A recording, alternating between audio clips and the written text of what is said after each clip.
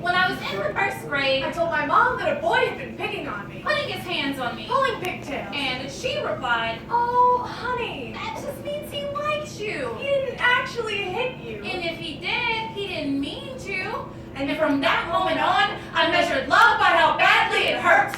It was too much. Is that just the way he is? I was never taught to discern what was okay and what could concern me, concerned more about whether my shoulders were showing. There are monsters in our lives. And not the kind who stomp on welcome mats, bust down doors, but the time to steal away into our midnight hearts, break things with their loving hands. And while these monsters do come into our bedrooms and hide under our sheets, we know their faces better than our own. We enjoy the game of hide and seek. We seek love and hide bruises, having never won the game, but maybe this time. So there's this girl. She's been defusing bombs since before she was old enough to realize it wasn't her job. So when he came along with lips like the 4th of July and hands like New Year's, she thought she could embrace his explosions. So there's this girl. She knew sticks and stones could break her bones, but she never thought the word bitch would become a bruise. He rocked her world. Maybe that's why she didn't recognize the earthquakes. She could feel tendrils of him crawling into her, weaving himself between her thighs and underneath her ribs. When he touched her, she worried more about whether he liked it than whether she wanted it, because he wanted it tempering her tongue, because he couldn't stand the taste of no. And she had learned it was over faster if she stayed silent. He'd scream drunken slurs as if he was speaking curse words in cursive. It sounded like he was taking attendance the way he called her name. Slut, Stupid bitch, whore, and for some reason she would always be here.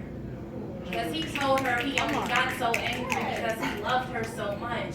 He swore up and down he loved her, but only seemed to show it when they were sideways, always asking for more from her until eventually she had to start boarding up rooms from all the empty space he left, painting over the tapestries of her history in purple, because that was his favorite color. He must have loved the color purple, the way he made it so dark around her eyes. She got aches just from hearing the door lock when he walked in. She knew the heaviness of his footsteps would be the harshness of his hands. His temper was as sure as the leash she was kept on. He was a dog, but she didn't want to let go of the last of this puppy love.